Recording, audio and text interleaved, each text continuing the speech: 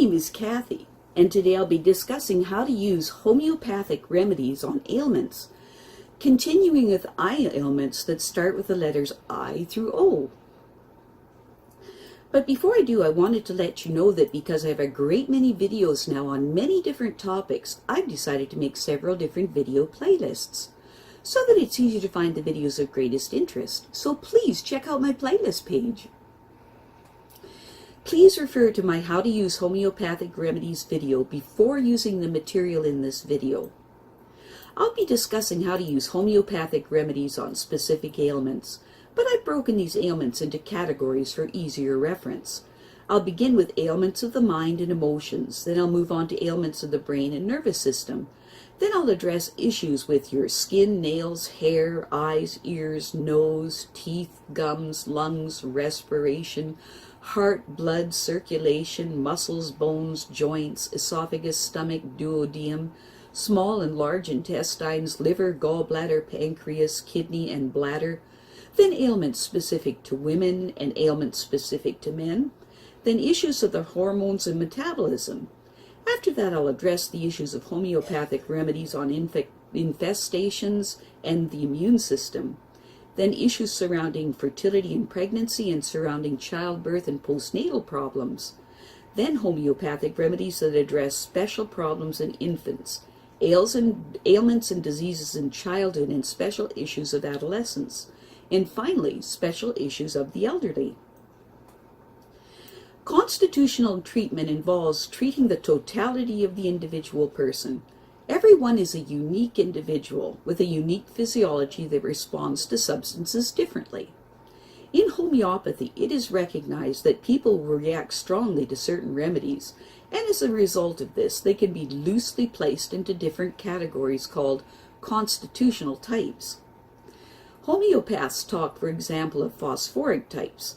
These are people who react strongly to phosphorus, or arsenicum album types, those who react strongly to arsenicum album. The belief is that people of one type share similarities in terms of body shape, character, and personality, and the sorts of diseases from which they suffer.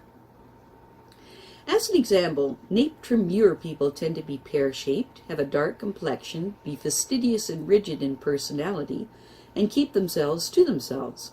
They also crave salt and suffer from constipation. As another example, Lycopodium types tend to be tall, gangly, and of stooped appearance, with an anxious expression and a craving for sweets, and a propensity to produce intestinal gas. Now, of course, constitutional types have their limitations. In reality, every person is an individual, and so there are as many constitutional types as there are human beings, and an account must be taken of the sum total of the person's inherent predispositions, past illnesses, diet, general reactions to the environment, intellectual and emotional features, and general attitude toward life. This is what is meant by constitutional treatment. I'll be making detailed videos of the various constitutional types after I have completed the use of homeopathic remedies on ailments. The ideas, procedures, and suggestions in this video and all my homeopathic videos are not intended as a substitute for the medical advice of a trained health professional. Consult your physician before adopting the suggestions in this video. If you're pregnant, do not attempt these techniques without the approval of your physician. So, let us continue with learning how homeopathic treatments can help with eye ailments. Today, we will continue with eye ailments that begin with the letter I through O. Injury to the eye.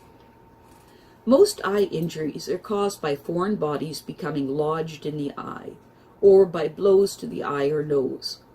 If the eye is being cut or perforated, or if you suspect fragments of metal, grit, or glass may be embedded in it, call 911.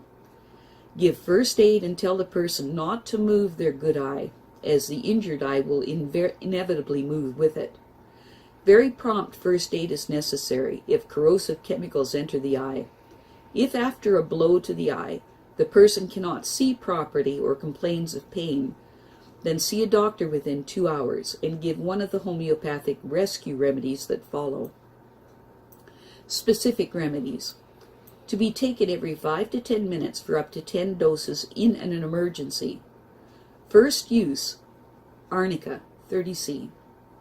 If the injury is caused by a blunt object and the pain is felt deep in the eyeball, use Symphytum, 6C. If the pain persists after treatment from the doctor, then use Hypericum, 30C. If Hypericum does not ease the pain, then use Aconite, 30C. Iritis. Iritis is an inflammation of the iris of one or both eyes. If it is acute, it may give rise to glaucoma. This condition mainly affects young adults, but it is not at all common. Occasionally, it is a complication of rheumatoid arthritis, but more often it has no obvious cause. The symptoms are redness and discomfort with a slight blurring of vision, and sometimes a headache. If the symptoms include headache and pain in the affected eye, then see a doctor within 2 hours.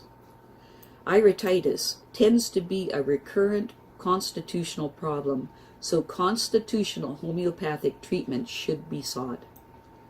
Specific remedies to be taken every half hour for up to 10 doses in an acute attack.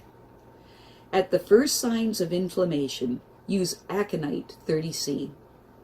If the black of the iris threatens to stick to the lens, use Mercurius Corr, 6C. If the inflammation occurs after an eye operation, use Rhus Tox, 6C. Nearsightedness, myopia. Nearsightedness or myopia usually becomes apparent during teens and the early 20s. It affects 1 person in 6 and tends to run in families. In this condition, distant objects are seen indistinctly because light rays from them converge not on the retina, but some way in front of it. This happens either because the eyeball is too long from front to back, or more rarely because the cornea and lens bend light too much. The focus is easily adjusted by wearing concave glasses or contact lenses, but constitutional homeopathic treatment should also be sought. Specific remedies to be taken 4 times daily for up to 2 weeks while constitutional treatment is being sought.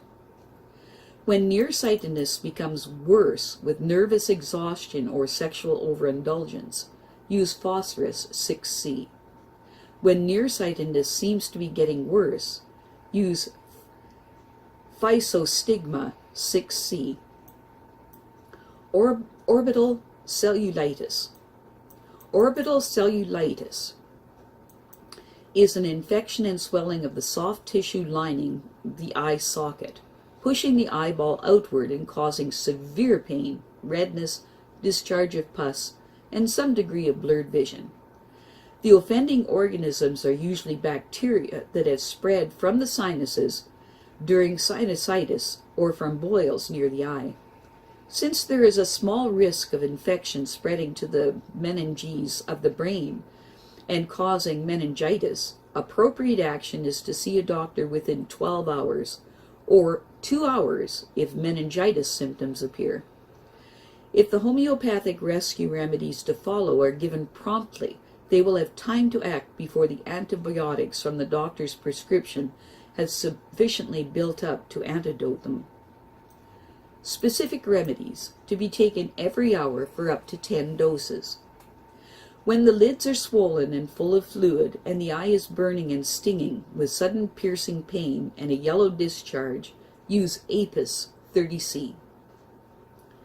When the eyes won't stop watering, use Rhus Tox, 6C.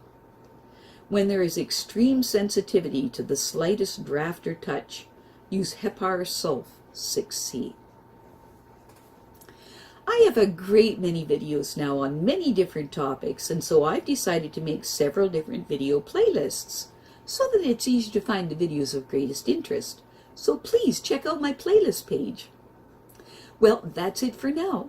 To stay up to date with my latest videos, make sure to subscribe to this free YouTube channel by clicking the red subscribe button right below this video. Take care.